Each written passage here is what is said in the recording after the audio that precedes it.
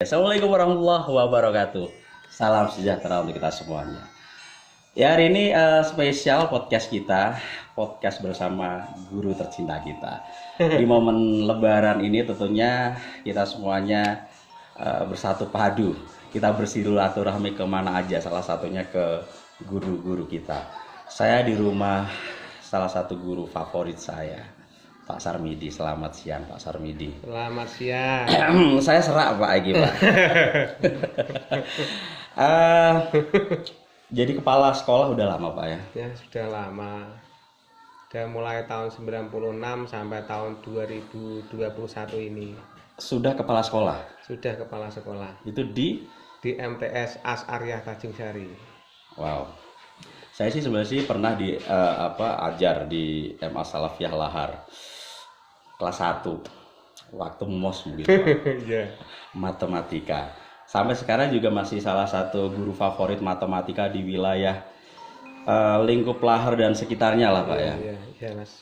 Oke, jadi guru itu apa enaknya sih Pak? Ya enaknya bisa ketemu sama murid-murid saya, bisa ketemu sama guru-guru, bisa memberikan ilmu pada murid-murid saya dengan tenang, dengan enak, dengan nyantai. Nah ini Itu Pak ya. murid-murid saya bisa pinter. Nah, sekolahan yang Panjenengan kelola adalah sekolahan swasta Pak ya. Iya. Dan kebanyakan guru di situ adalah honorer. Iya. Kan sekarang pada gimana Pak ya? Dibilang prihatin juga prihatin Pak ya. Melihat nasib mereka yang menjadi pengajar honorer gitu Pak. Kan beda ya, Kemenak sama dinas pendidikan Pak ya. Yeah. Itu ada perbedaan. Yeah. Terus untuk menyiasati itu gimana Pak? Ya untuk menyiasati ya memangnya tujuan guru di madrasah itu beda dengan guru-guru yang lain.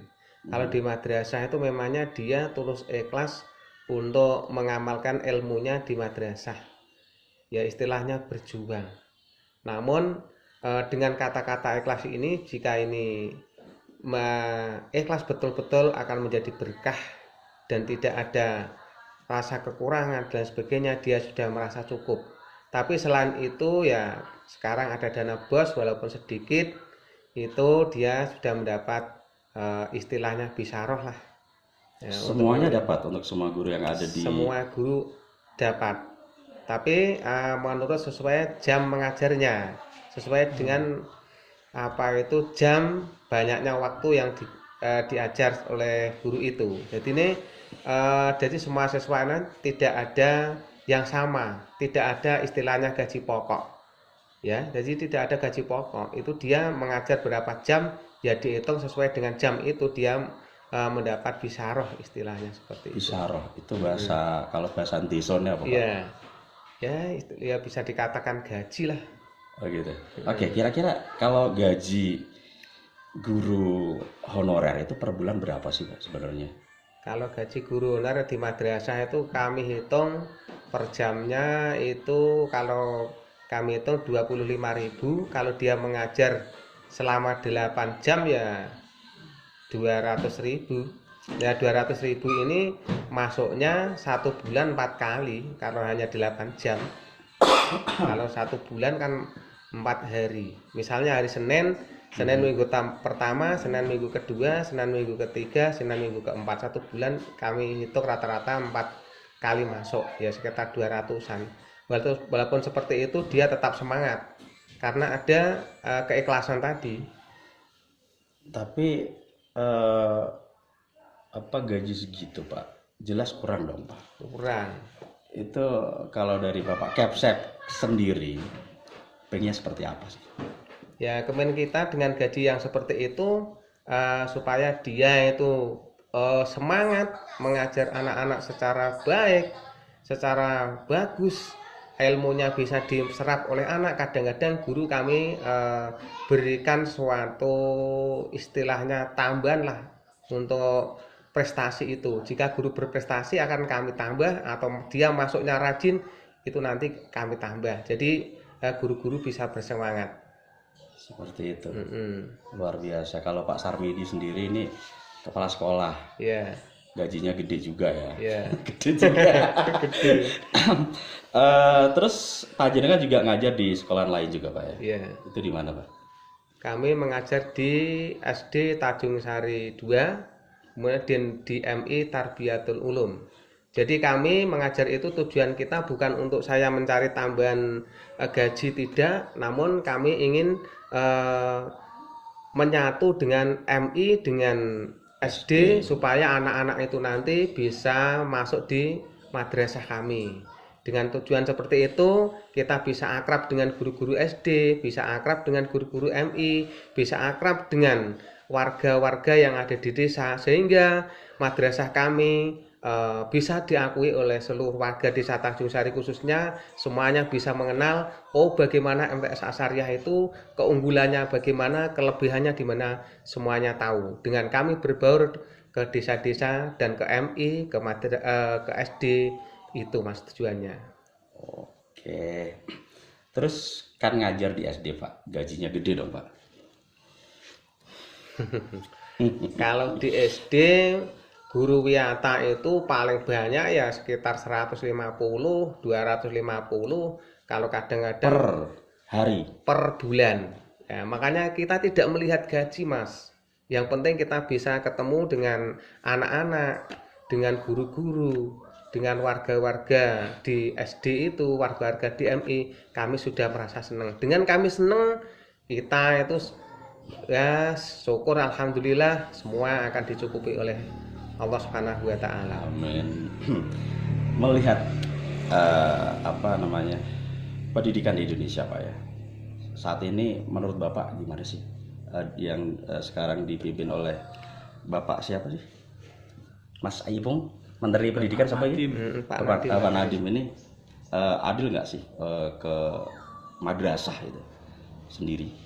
Ya, kalau kami melihat itu ya bisa dikatakan adil, cuma ini yang kurang keadilannya ini Mas.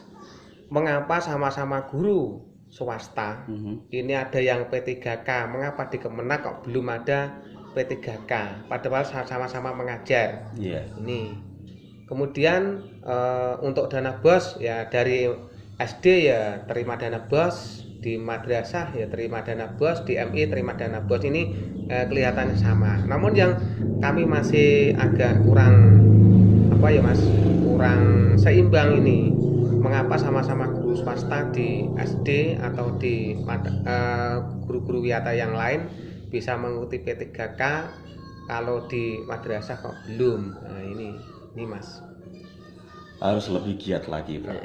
Mungkin kalau dari pihak yayasan sekolah sendiri itu kan biasanya punya usaha Pak, ada nggak Pak nih usahanya?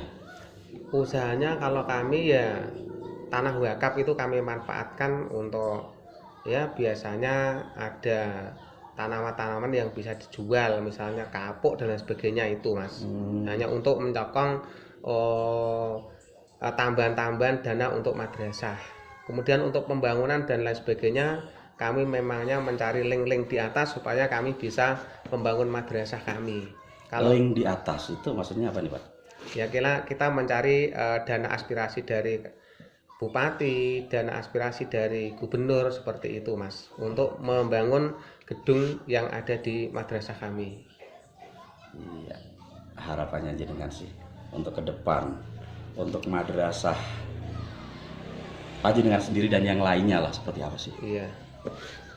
Kalau harapan kami sesuai dengan slogan dari Kemenak, madrasah hebat bermartabat berkelas dunia, ini sudah dimulai.